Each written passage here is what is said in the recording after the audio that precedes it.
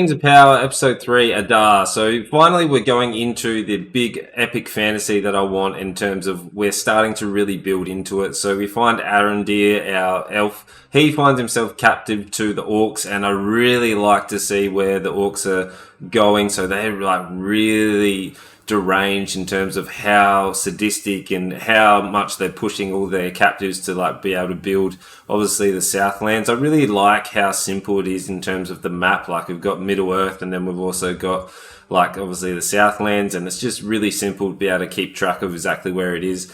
But the orcs are really terrifying, and I really like how they've gone. Normally, we haven't really got any of their like talking before, where I really like their intrigue in terms of how they've got. They feel like each of them has that different personalities, similar to how Shadows had as well, like Shadows of Mordor, the game. Like each of those bosses had their own personalities, and I like how they've built that up.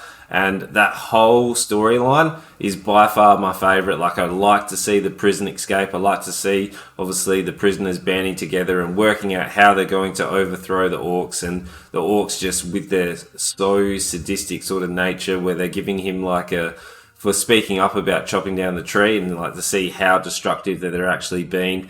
And he gives him like the water skin, and everyone's drinking, and then all just chaos breaks out. And then that actual fight scene where you get to see them flicking the chains, and we get to finally see a warg. Like they release one of the wargs. Like I really felt like he was in danger. Like that is one of my biggest tropes in terms of wanting to see some like danger for one of the main characters, and we finally do get that. The first time I've actually seen this show fail with its CGI is when the wall gets actually impaled by one of the spears. Like just on that moment, it actually didn't feel like it took me out, because it just didn't look rendered properly. Like I don't know what it was. I think it was just too much CGI in one spot in terms of how much that kind of lagged. Where that's really unfortunate considering the budget. I know like everything else, like everything about the sets pieces and like the cinematography are incredible.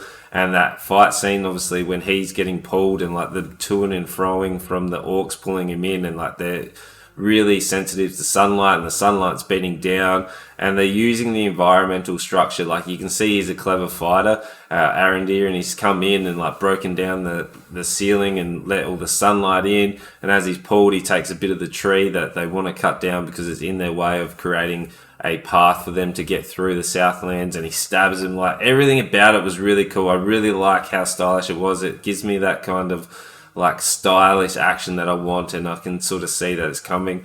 But that was a really cool storyline, and that leaves you with that cliffhanger right at the end where you actually get to see who's leading them, and we get that little glimpse where it all ties in. I really like how the story's now tying in, where the episode 1 and 2 sort of left it really open, and I feel like the premiere was like, okay, like this is really stylish, but unfortunately didn't have anywhere where the story was going. But now I'm finally getting into that epic fantasy that I know and want from the Lord of the Rings. Like the music again is really dramatic, and that's what we've come to know because they've already set the tone with it. So the sound is really good, and everything about that is good. The cinematography is great.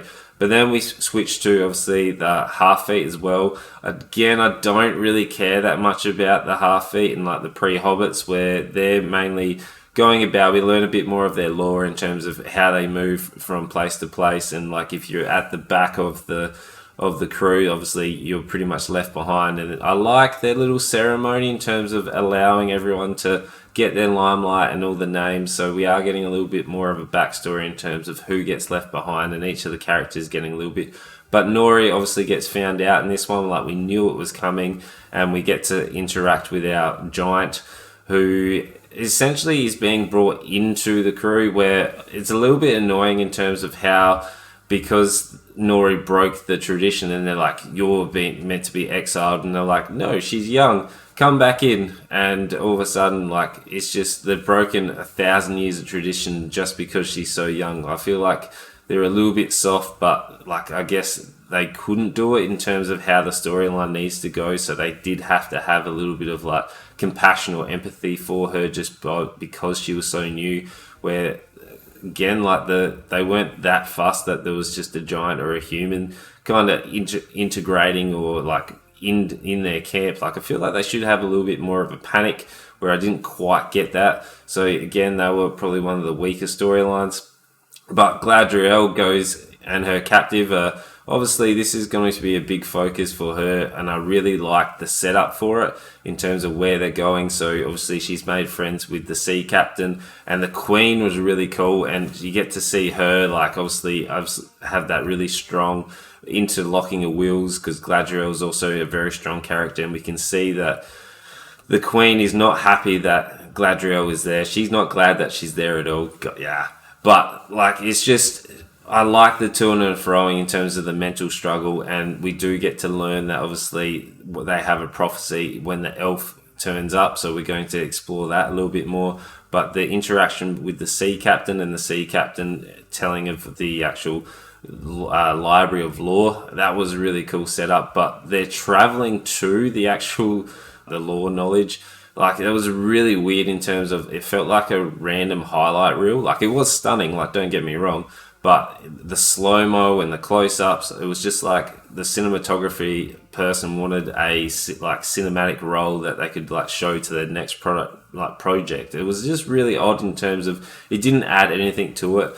And I just didn't understand why it was there. I know, like, she was excited instead of being a prisoner in the actual city where she got to go out and actually explore, which it was okay. Like, they could have done that quicker, but this was like a good minute of just these cinematic close-up slow-mo shots, which was a bit odd in terms of taking you out, enjoying the entire experience that this show was giving us. But, like, it was visually stunning, so it was nice to look at. It just made no sense in terms of why it was there. But she's really building, and then also we get some back lore in terms of the two brothers and who's on whose side. And then obviously our Andar, so our character that has been rescued with her, like, he is bound by fate. Like, obviously, I know she points out that fate's not it, but he is a really interesting character, but does fall into that stereotypical he needs to be called back into action kind of guy. So I liked his little switch in terms of how he was interacting with the tavern folk, and when he was like being aggravated in terms of those guys were pushing him, and he like made friends and then stole stuff, and then his switch in terms of where he needed to go, and that brutality of that fight scene in the alley. Although the fight scene was a little bit like stop-start, I did like the brutality of it, and just to see the character switch where the action probably needed to be quicker cuts and a little bit more polished in terms of where that needs to go. But I did like his character arc and his development and where that's going to go. So I really liked this episode. It was by far the better of the 3 episodes. And it was just a little bit here and there. I still don't care for the half or the mystery man. Like, that could go away for me, but I feel like that needs to be there to tie in with the storyline. Where Gladriel and Arondir, like, those were really cool. And that's what I kind of want. I want that building of that epic fantasy to come in. So for me, it was about 3.5 out of 5. So it was really good. And I hope they continually build on this, where the other 2 weren't as good. But we're finally going into that big epic fantasy. So we're getting more and more out of that tokenish and starting to go towards that token world that we know. So check out my podcast. It's called Movie Talks. We're on everywhere. We've got a vodcast on the channel as well. And I'm also live on Twitch every Tuesday and Thursday, 7:45 Central Standard Time. And make sure you like, comment, subscribe on the channel for more shorts and daily reviews. Tell your friends.